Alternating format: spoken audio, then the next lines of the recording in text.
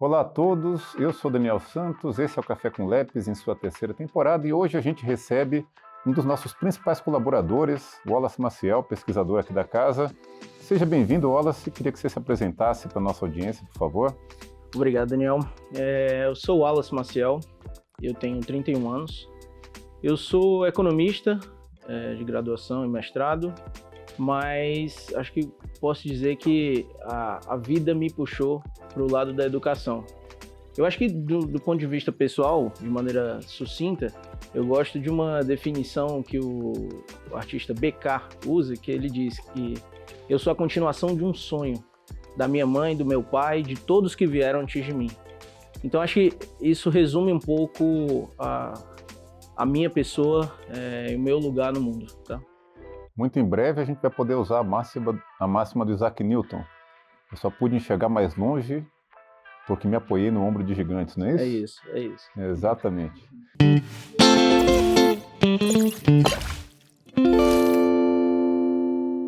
Wallace, na tua trajetória, né, a gente se conhece há algum tempo, você já fez um pouco de tudo, né? Já foi artista, é artista na verdade, já estudou uma opção de coisas diferentes, trabalhou em diferentes lugares e acabou se encontrando na educação. Conta um pouco como que é a tua narrativa para esse percurso. Daniel, a minha entrada, né, ou minha conexão com a educação, ela já inicia logo que eu acabei o ensino médio, eu estava ainda no ensino médio, que eu tive uma oportunidade de trabalhar em 2 lugares, minhas primeiras experiências de trabalho, que foram num projeto de orquestra para crianças de 7 a 15, 16 anos, e depois eu tive uma oportunidade de trabalho dando aula em um cursinho preparatório pré-vestibular, né? Essas 2 oportunidades, elas me mostraram uma espécie de espectro diferente de oportunidades que as pessoas tinham, né? E por meio da educação. Quer dizer, esse projeto de orquestra lidava com crianças em extrema vulnerabilidade, crianças que muitas vezes passavam por situações em que os pais ou estavam em situação de liberdade, quer dizer, ou o pai ou a mãe preso, ou, quer dizer, tinha uma situação de vulnerabilidade muito alta. Então a orquestra, esse espaço, era um dos espaços, era provavelmente uma das poucas oportunidades que essas crianças teriam para vivenciar algo que não era simplesmente deletério ao desenvolvimento delas. Então esse momento foi muito importante para mim, e o segundo, né, quer dizer, antes de entrar na graduação, foi esse trabalho com o cursinho pré-vestibular, que eu percebi que eu tinha muitas paixões e que coisas que eu gostava e eu conseguia transmitir de uma maneira muito tranquila, teriam um impacto para outras pessoas, né, pessoas até da minha idade, né? Então, acho que essas 2 experiências me alertaram, me trouxeram na minha base o que até hoje são pontos importantes das minhas escolhas, do meu propósito. E aí chegou a economia nisso tudo, como é que foi isso? A economia, ela surge de uma maneira não tão natural, como eu falei, sou a continuação dos sonhos dos meus pais, dos meus amigos. Eu sou, como você disse, alguém que tenta enxergar sobre o ombro de gigantes, e eu sou um pouquinho do sonho de várias dessas pessoas, da minha madrinha Eliane Mourão, dos meus pais, como eu já falei, de líderes, de pessoas que passaram na minha vida e ainda estão, graças a Deus, como o professor Guilherme Ife, você, pessoas que acreditaram em mim quando eu sequer entendia sobre as decisões que eu precisava tomar. E a economia surge muito em função de uma espécie de casamento que eu fiz entre...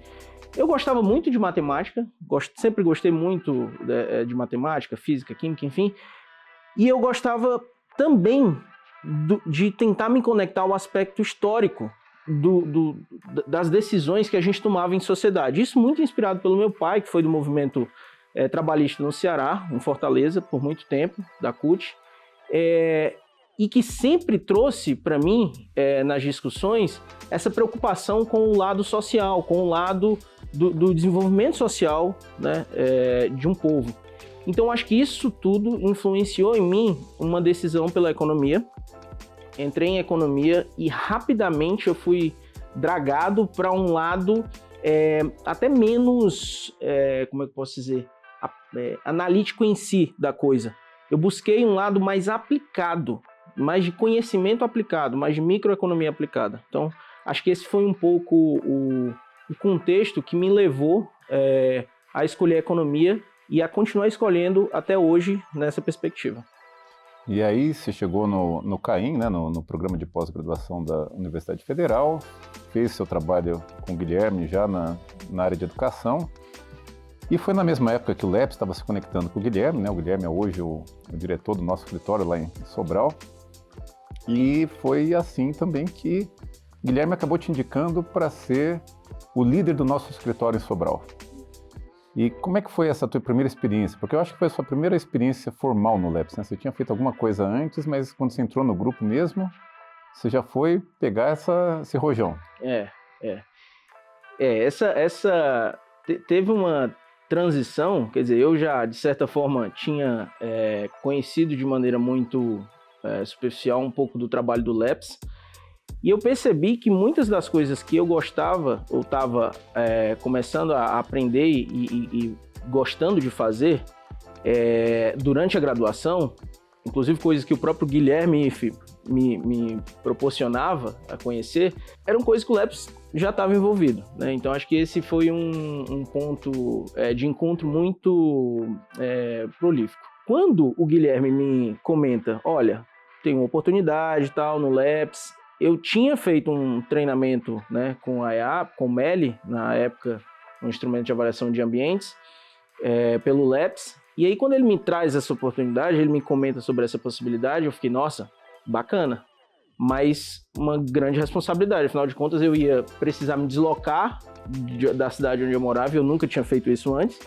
para ir para outra cidade e ainda lidar com um escritório, né, com uma responsabilidade muito maior do que a de um trabalho individual, né? Então, isso, ao mesmo tempo que me deu muito medo, me contou como outros momentos da minha vida que poderia ser uma oportunidade que eu precisava honrar com essa responsabilidade, com esse compromisso que várias outras pessoas já tinham, de certa forma, acreditado em mim. Então, acho que foi até hoje, eu sinto que foi uma das grandes decisões, boas decisões que eu tomei na minha vida. E conta um pouco, quer dizer, o que te motivou? Tenta lembrar um pouco como estava a tua cabeça na época, porque assim, você tinha um trabalho com MELI, ou seja, com educação infantil, né, com instrumentos, imagino que você já tinha interesse nisso, terminando o mestrado, louco para colocar em prática todo aquele arsenal de ferramentas que você tinha acabado de adquirir, mas ao mesmo tempo sendo convidado a assumir um desafio de liderar uma equipe. Você já tinha liderado uma equipe antes, quer dizer, atendeu a tua expectativa? É o que você imaginava? Então, é uma boa pergunta. Quer dizer, eu já tinha tido alguma oportunidade de liderar, não liderar, mas de compartilhar ali uma responsabilidade com outras pessoas num grupo de trabalho, no contexto do trabalho, inclusive com o professor Guilherme Ife. Só que o LEPS em Sobral, o escritório de Sobral, ele foi um desafio que ele, quer dizer, assim como você falou, quer dizer, eu tinha acabado de sair do mestrado e estava com a cabeça pinicando ali de ideias, de coisas que eu queria poder aplicar. Eu acho que principalmente, mais do que as ideias que eu queria aplicar, implementar, eu tinha uma certa insatisfação, porque tanto da graduação quanto do mestrado, uma coisa que ficou muito para mim é que a gente produzia verdadeiros megazords na forma de intervenções, de programas, né, que poderiam se tornar políticas públicas sociais, mas a gente checava pouco sobre o real impacto, a influência, a implementação desse trabalho na vida das pessoas. E quando a gente fazia isso, a gente avaliava de uma maneira muito limitada, muito restrita sobre o tal desempenho, sobre a tal proficiência. Porque, afinal de contas, era o que estava disponível. Quando eu chego no LEPS, e aí eu vejo essas duas grandes oportunidades. A primeira, de ser uma pessoa que precisa ter um compromisso com um grupo né, com projetos, com um projeto de Labs, né? E ao mesmo tempo tenho a oportunidade de aprender a como eu posso ampliar o escopo do que a gente pode chamar de resultado, e esse casamento desses dois grandes pontos, claro, foi bastante desafiador, né? Não deixa de ser, mas ao mesmo tempo muito importante para mim, e tem sido. E aí, o que foi o teu primeiro projeto em Sobral, por exemplo? Porque dando um pouco de contexto, né, quer dizer, você entrou numa época que nós estávamos reestruturando o nosso escritório, né, mudando de localização, ampliando a equipe, fortalecendo nossa parceria com o município, e aí você chegou. Conta um pouco do teu primeiro projeto lá, o que você fez? O primeiro projeto já foi bastante desafiador, porque eu tinha que fazer uma breve análise psicométrica de um instrumento de avaliação de crianças, avaliação direta com crianças, o Model, e tinha que computar os scores, tinha que, enfim, transformar uma aplicação que foi feita com a criança em números para que a gente pudesse, enfim, fazer análise sobre o funcionamento desse instrumento, enfim.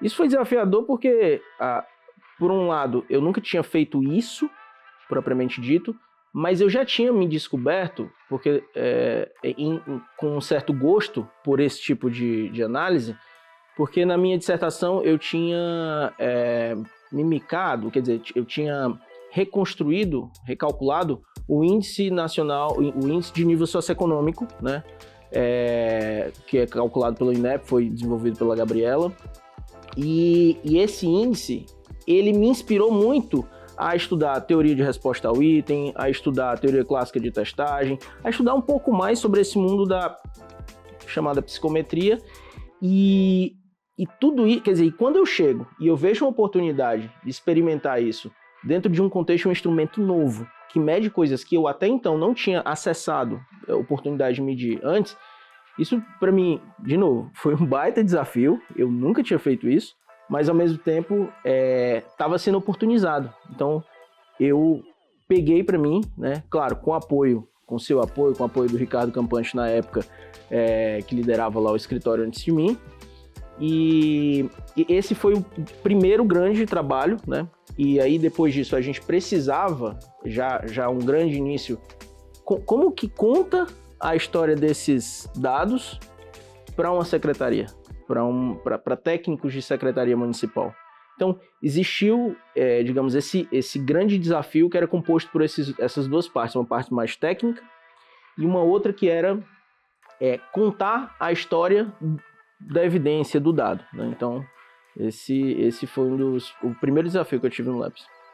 E aí também, naquele contexto, você fez isso tudo numa equipe que era muito mais júnior, né, do que a nossa aqui, porém também uma das equipes mais motivadas, né? Isso é justo dizer, né? A equipe em Sobral sempre foi uma equipe muito aguerrida, né, de jovens com muita vontade, mas que também, por outro lado, não tinham outras pessoas experientes para compartilhar esse desafio de liderança. Como que foi formar esse grupo lá? Eu acho que você trouxe as duas características.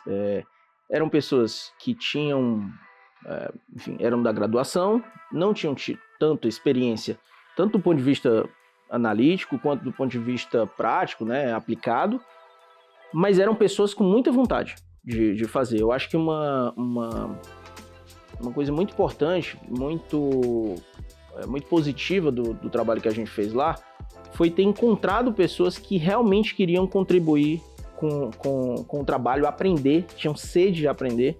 Então acho que eu relembro aqui, por exemplo, o João Souza. O João era uma dessas pessoas que tinha um compromisso muito maior do que um compromisso com o projeto, com um trabalho propriamente dito. Então, ao passo que eles, enfim, aprendiam com o que eu poderia, né, compartilhar com eles, eu também aprendia muito entendendo as dinâmicas de cada um, entendendo os ritmos de cada um. Era um grupo que, quer dizer, eu acho que o ritmo do trabalho, eu tentava sempre casar o ritmo de entregas ou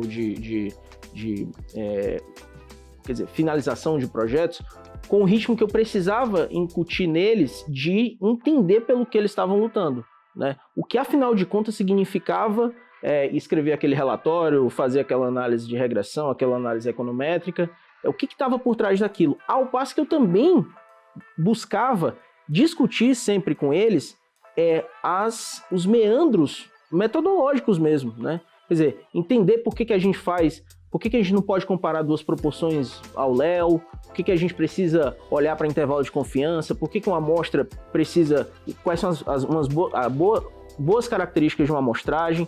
Então, eu podia discutir isso com eles, claro. E aí tem um outro desafio em relação a essa equipe. Essa equipe não era formada só de economistas. Essa equipe era formada, tinha pedagogo, tinha fisioterapeuta, tinha profissional de educação física, tinha desenvolvedor, né, de TI. Eu fui migrando e fui precisando aprender um pouco mais sobre a linguagem, sobre o perfil dessas pessoas e o que interessava para elas do ponto de vista da sua própria atuação, numa área que não era minha, né? Claro, nem sempre isso foi algo trivial. Muitas vezes houve embates, porque eu simplesmente não entendia. Eu tinha limitação em relação ao quanto eu conseguia. Mas a gente, em geral, tendia a chegar em consensos, chegava em pontos de encontro. Então, acho que isso foi bem importante para a minha formação, para a minha trajetória. E aí, como é que foi, depois disso, tomar a decisão de vir para Ribeirão Preto para compor a nossa equipe daqui e também preparar a tua sucessão lá? O que você estava pensando nessa época? Como é que foi essa tua decisão? Eu percebi que eu tinha o LEPS e a experiência em Sobral. Eu precisava compartilhar efeito de pares, né? Eu precisava aproveitar do efeito de pares de uma outra natureza, né? Eu percebi que o que eu conseguia avançar sozinho do ponto de vista do trabalho no local, quer dizer, em Sobral, tinha chegado numa espécie de... Não é que exista um teto, mas é como se tivesse chegado num teto do que eu conseguiria fazer sozinho. Então, eu achei que na época que me aproximar, né, do escritório aqui e do grupo que estava aqui ia ser muito mais potente para um espaço de oportunidades e de aprendizado que eu ainda não tinha tido acesso. Claro, muito conectado a um propósito que era eu preciso continuar aprendendo. Eu já tinha entendido que, e eu acho que isso se conecta muito até com o meu trabalho hoje em dia, que é assim, o desenho de intervenções, de programas, ele hoje se desconecta um pouco, em geral, ele tende a se desconectar um pouco do contexto onde essas intervenções são implementadas. E eu percebi que, em Sobral, um dos aprendizados que eu trago de lá é que eu pude aprender muito sobre essa inserção de uma intervenção, de um trabalho dentro de um contexto de rede. Só que eu precisava colocar isso, ou aprender isso, dar continuidade a esse aprendizado de uma maneira mais robusta, mais do que só a prática. Eu precisava organizar essas ideias em uma proposta teórica, em um modelo teórico, né? Então, acho que essa vinda para Ribeirão me trouxe muito essa oportunidade, né, de avançar nesse estudo, ao passo que eu também aprimorava o meu desenvolvimento profissional. Muito bom. Entendi que nessa colaboração com o LEPS, você aparentemente aprendeu muita coisa.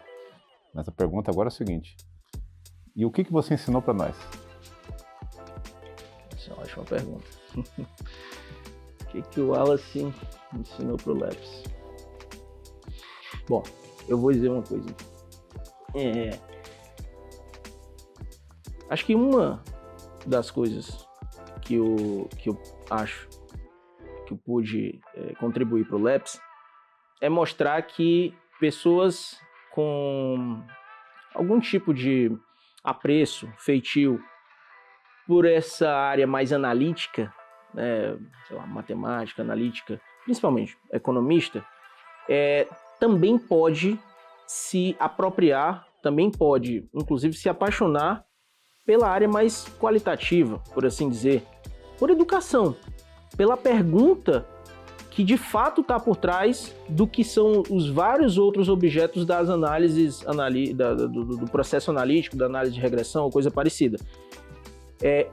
Eu, enfim, não me considero o melhor, né, a pessoa que mais domina, de fato se apropriou do estudo da educação brasileira, mas eu acredito que eu sinalizo isso para as pessoas que estão no LEPS e que têm um perfil mais parecido com o meu, de que o trabalho delas pode ser muito maior do que esse exercício analítico ou essa formulação, né, que muitas vezes é muito tradicional na área da economia.